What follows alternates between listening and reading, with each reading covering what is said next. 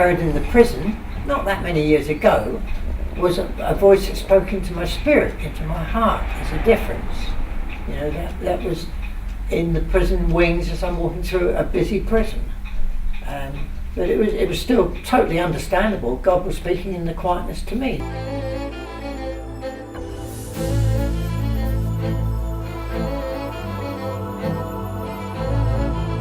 Said those words, Brian, I have no favourites. And that was important for me to hear that, because this is a prison full of murderers, lifers. And one would say, oh yes, we're not like that. I'm sorry, but he's got no favourites. He loves Felix the same as he loves Zoe, and he loves Brian, and he loves all those guys that have done those dreadful things. It's just that he doesn't love what they're doing or what they've done no more than he loves what we've done. That's why he sent his son to bring us through that and to be able to give us a new life through the resurrection of his son after we crucified him. Man of God. He contacts me because he knew I knew about antiques. I'd had previous shops, etc. And he said, Brian, he said, look, I'm at this sabbatical.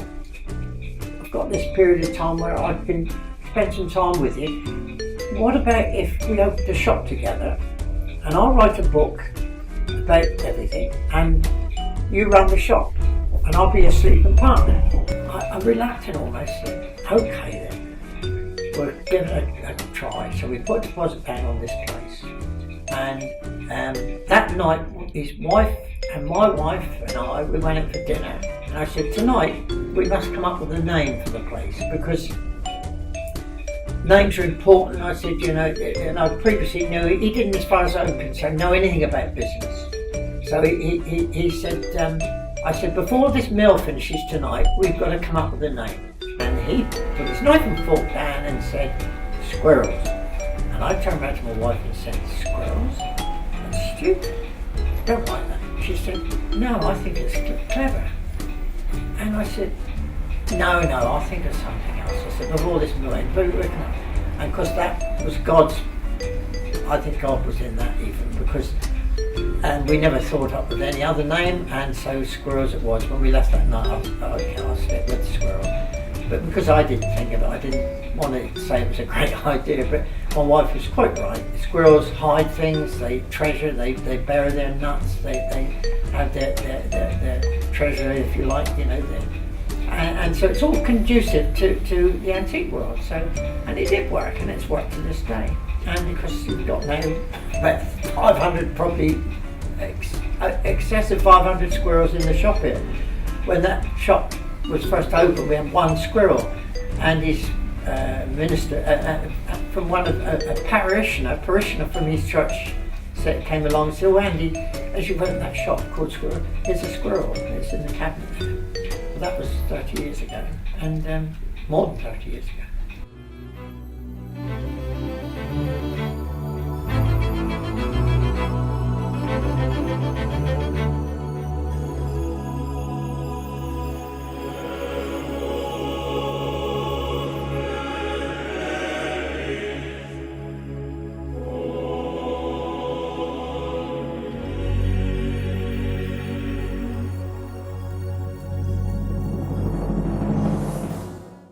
He was my brother who went off to church with the Scouts and with the Cubs, looking after the Cubs, and then at the end of the day,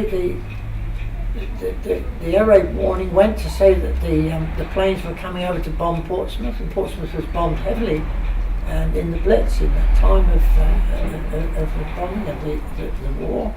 That the air raid warning went, and Peter got the Cubs up together along with this other scout David, and they took the Cubs to the Charter, and in the security of the Charter they counted the Cubs. They were not sure, perhaps we didn't get them all out, let's go back. And so the two of them went back, and the end was that the church took a direct hit. The Church of the Holy Spirit, ironically enough, in Southsea. And there's a plaque down there still to say that Peter gave his life, but that's a plaque. I mean, it's still the fact that that was what appeared to be and was a very sad thing to happen. my mother and the effect on my mother was, as I said to you, from a dark-haired, beautiful lady, her hair became white overnight.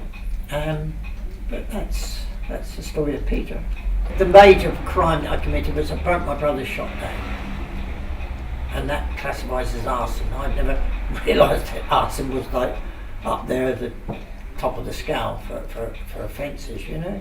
You can't do that. And I just knew that I did it, and I thought, well, he'll claim insurance, so probably he'll be all right. But I burnt a shop down, so that was you know, the main offence that sent me to prison. Yeah. And of course, I should have done, but I didn't, because I didn't want to show weakness. I didn't want to stand up in court and say, yeah, but I've got a problem with booze. That would have made, I'm sure, at that time. But it was all meant to be. It was all meant to be. I did wrong. I never wanted to stop drinking. So the imprisonment only forced no drinking on me for that period of time. And then, of course, I continued with that same problem. None of those experiences I had, I wouldn't have invited them, I wouldn't have wanted them, but they were already going to happen. And that happening of those allowed me to come to the place that I'm at now because of I don't know, some people say to me, I grew up a Christian, I've always been a Christian. That makes me question a little bit, what's that all about, you know? I mean, you know, you're born a sinner, that's exactly what happens in your life, you know, and that is what Christianity is about. When you invite the Lord into your life, you're given a new chance, born again. That's the expression as it's quoted in John's Gospel, you know. Unless you're born again, you're not going to see the kingdom of God. This is where the world began. The Garden of Eden is in Kurdistan, and this is where I think the world will end. I don't know that, but it wouldn't surprise me that Armageddon, as they've referred to in the Bible, then could well be that part of the world, you know. Yeah, sad. But the Kurds, I think, are reminiscent to the similarity to me. Yes, I found out a lot about the Kurdish people since in these 30 years, but I also know that I questioned at one time, why the Kurds, Lord? Why the Kurds?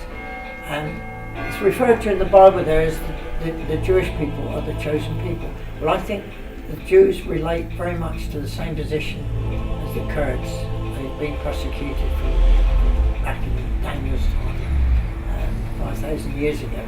It's again, and it's ironic really, because the one people group in the world that's not turned their back on the Kurds at the moment, because we have tragically England, America are all turning their back, and yet thanks to the Kurds and Peshmerga, that ISIS has really been defeated, and they're very, very brave people, and the Peshmerga. But the reality is that the only country now that still is standing by is Israel, is the Jewish people. And that made me think straight away, hang on, look, there you go again. God's chosen people, and there you are. One friend said God is the Kurdish people. Interesting. Yeah, I can't refer to that in the Bible, but it is interesting. And, yeah.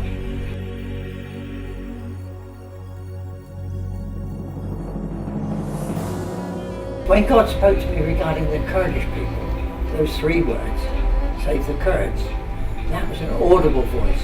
I'm in the house on my own, shaving, no sound, nothing on in the home, nothing on that could have distracted me. So I had total silence, I'm shaving in my little mirror, and the audible voice said, save the Kurds. And the hairs on the back of my neck went, and I could not. I knew it was the voice of God, even though you'd say, well, hey, I knew, and that was why I wrote on my shop window, save the Kurds. And my wife later, when she asked, why have you done that? I told her, and she knows that I would only be honest about something like that. And she said, who are the Kurds? And I said, I don't know, but we're going to save them. Because if God said it, it's going to happen. And now I've got 3,000 of them that are my best friends. A lady that I just spoke to is just another good example of a beautiful lady that